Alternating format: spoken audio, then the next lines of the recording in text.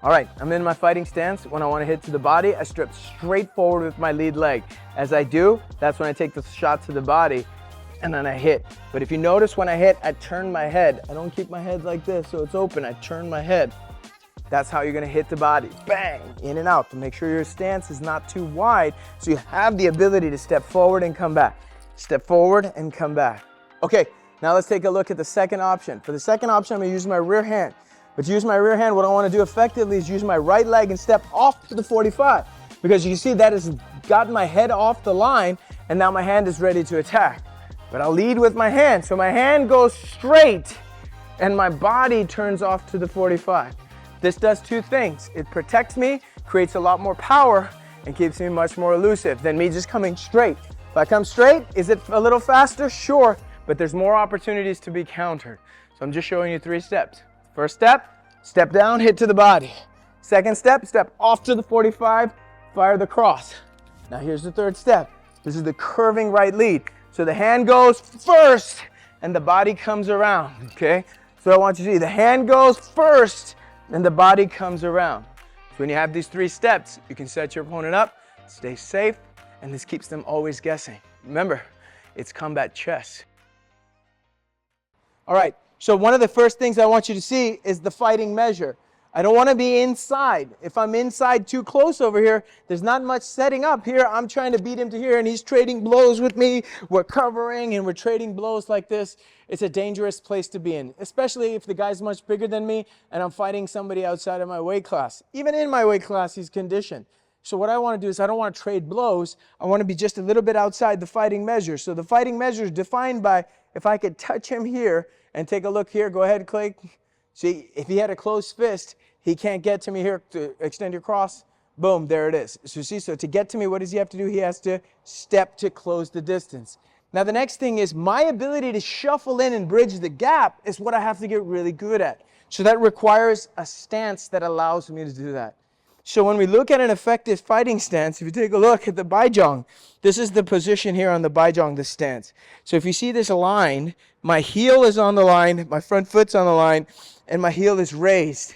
So it's like a piston. Bruce Lee said the back foot has to be like a piston to shoot you forward. That's why the back heel is elevated. So once I have this stance, see, I'm ready. And I'm locked and loaded. My butt is tucked under me. That's very important that your pelvis is tucked under. I'm here in the stance. My hand is in the center line to cover. My lead hand is ready to fire. When I want to hit him to the body, I step straight forward to hit him to the body. Now, one of the things I want you to notice is when I do this, I'm looking at him through the corner of my eye, and my head is tilted this way. This is very important. Sifu Clay, extend your lead hand, even extend it more. Your lead hand, please, sir. Extend it. Do you see? He's got a longer reach, but that's much better for me than, and show me the rear hand. See, so this allows me to have this range. Now, if I slightly step towards his center to hit the body, look what happens. Extend your hand. Boom. I eat it on the way in, okay? And same on the cross, boom, it's right over there. It's very important to stay deceptive and keep yourself protected. So one more time, I step, boom, and I turn my head. My hand is still here. That's how we're going to jab the body. So you can step directly straight forward. The second shot we're going to do is how we set up the cross. For the cross, I'm going to step 45 away to fire the cross. Sifu Clay, if I can have you here on this angle. So if you see this, instead of hitting the cross and stepping straight, if I step straight to hit the cross at this point, he has the ability to hook me. He has the ability to counter cross. He has the ability to shoot underneath. Okay, I want you to see that. It may look to you like I'm doing this, but really what's happening is my hand is going to travel directly straight. See, my hand hasn't moved, but my body moves. That's what I want you to see. So there's the straight line. If I went straight like this, there's the shot. Now my hand moves. And my body moves out of the way, but my hand has still come down the straight line. That's what I want you to see. So I step to the 45, and I hit him with the cross. I step to the 45, and I hit him with the cross. That's the second step. Now here's the third step. It's the curving step. So for this, what I want to do is I want to go bang, curve and hit him and curve off to the right.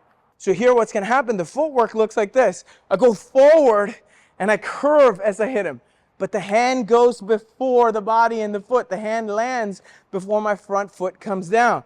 So this is a weapon first concept. My elbow, my hand drops, My elbow goes, my body shifts, and now as I start to turn, there's no tells, and I push off, and I curve, and I make the hit. It's a very deceptive shot that takes some time to work, and let's take a look what it looks like. Let's see the curve. All right, so to curve, and don't move for a second, Sifu Clay, here's the curve. I'm in the fighting stance, there's the curve.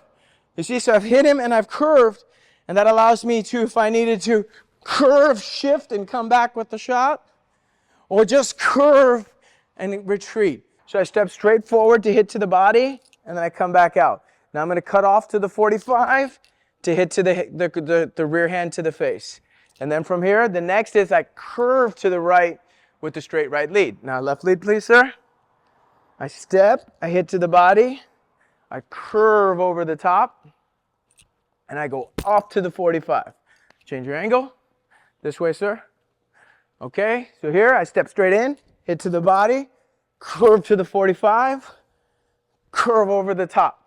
So take some time, work out these 3 different steps so you can be more elusive, so you can bridge the gap more effectively, and so you can utilize your front foot as a weapon to always keep them guessing where you're coming from, when are you coming, and which tool you're going to use. That's the Tao of deception.